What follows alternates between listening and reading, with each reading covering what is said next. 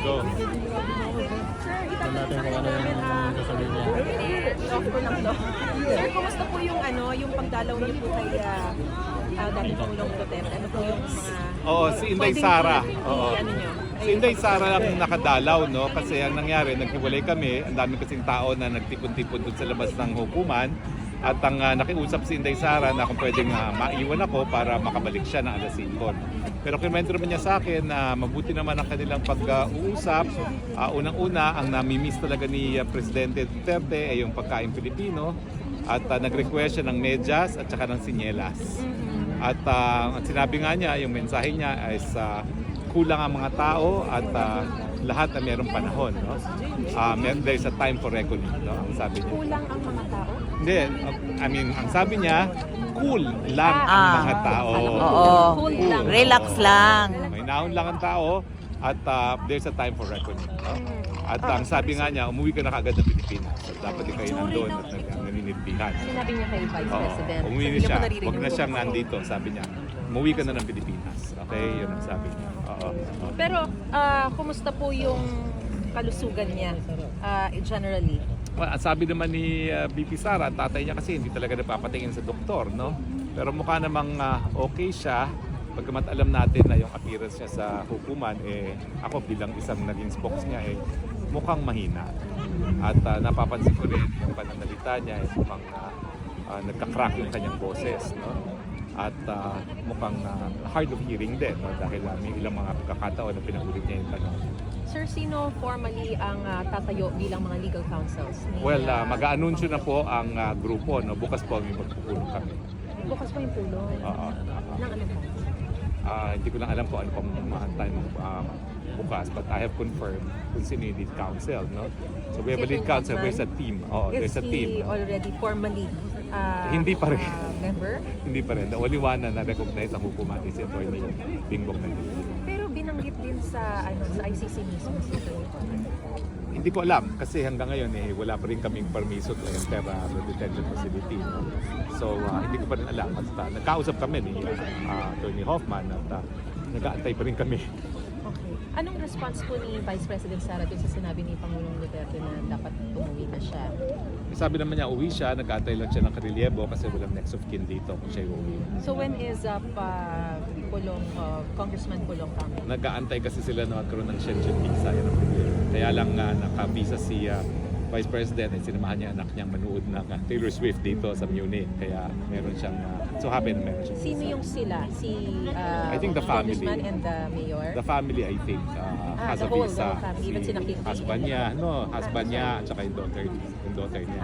Okay. Pero yung mga but kumukuha yung ng next visa, of kin na sinasabi yeah, mo? lahat ng pamilya ay nag-a-apply ngayon ng Shenzhen visa. Even si Mayor Baste, si Lahat ng magkakapatid. si Kitty and Anilet. Yes. Oo. So in the meantime, na wala pa yung karelyebo, sino yung tatayong OIC ng Office of the Vice President? Well, wala namang OIC ng Office of the Vice Oo President. nga. No? So yun nga po. So okay. Wala na, namang kahit ganun. na- Wala namang ganun. Because she functions as Vice President wherever she is. And then yung preparations of the impeachment, will it be halted? Hindi naman. Ibang legal team naman yun. Tapos, sir, ano na lang ang asahan natin sa inyong legal na hakbang? Isusunod na Ang masasabi ko lang po is nakaplano na po lahat yan. In fact, ako naghahanda na kami ni VP Sara isang taon nang nakakalipas. Okay? And everything that we expected to happen, in fact, happened. So, meron kaming contingency for everything that has happened. So you were expecting this to happen? I have been expecting this for the past 3 years. Yes. Of course, medyo minority view ako dahil marami nagsasabing imposible mangyari yan dahil sinasabi nga ni Presidente Marcos na hindi siya makipagtulungan. I never believed it, not even for 1 second. Meron Never.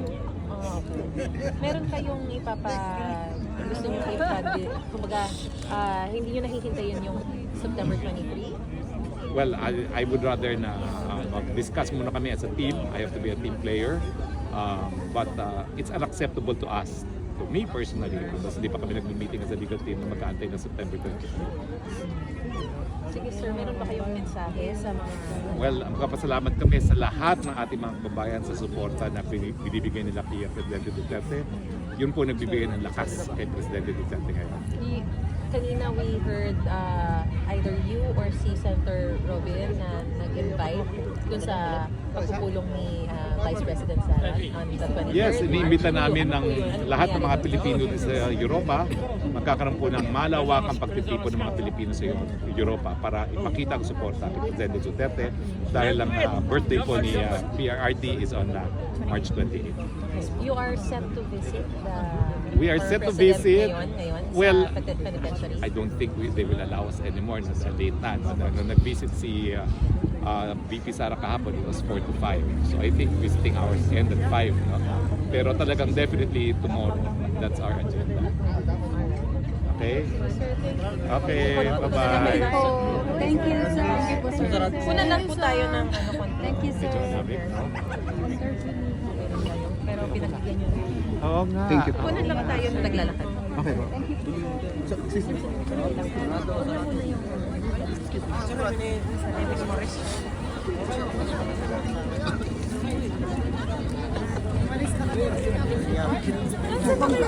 Huwag na kayo sumama dyan. Bakit?